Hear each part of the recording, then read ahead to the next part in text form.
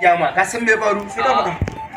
Wata zabubbin baby na iya ta cikin wani group aka sani a WhatsApp. Sai ji kiyato. Ba wata sama ba.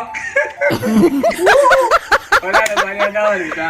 Rasha, yanzu mun ga magana ko yake ce maka wai da na kwali ya buya kwana bi baka nan. Wallahi ka san me faru? Ya dan yin voice. Ni ji muryar turin saki. Kage baki.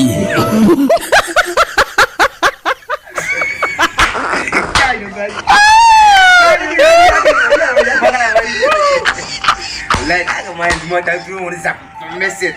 Ka san tun a mace ma Rasha da rike wannan Rasha ga aji biyu na dai zuwa makaranta wallahi Allah na koma gantali ina ga yanzu ne ake ci da mu abin da kare wallahi bandu ka san ni rubutun an haɗe mun yake ina ne ci ga wani kishi mutan ta ne ma kai fa ina farin ciki nake gani ina ganin ta wallahi Kage baki.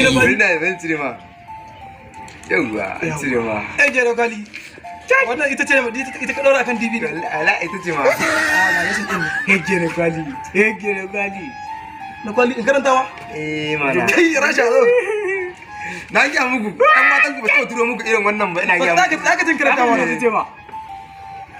iska shege yaki kai wallahi da na san haka jama'a typing din ma baka iya boye kallin nan wai salam zaka samu wai salama Ji kato. jaki sha ma Rana fa ta dalle. Rana fa ta dalle. sai na sa interact ɗinka an kama ka banza matsiyaci katin 100 ma na ce ka turo min kake turo min Shege bakin balarabe. da Allah wai da rawu da irba da wata da Allah ban waya ta ban waya ta ba ku ya ga cike da mun yi aji da kuma karatun Qur'ani ma dai a wailin muke A wailin. wailin ko ba da muje. da Allah wannan bakin ciki da Allah Saboda su. Saboda su. Why?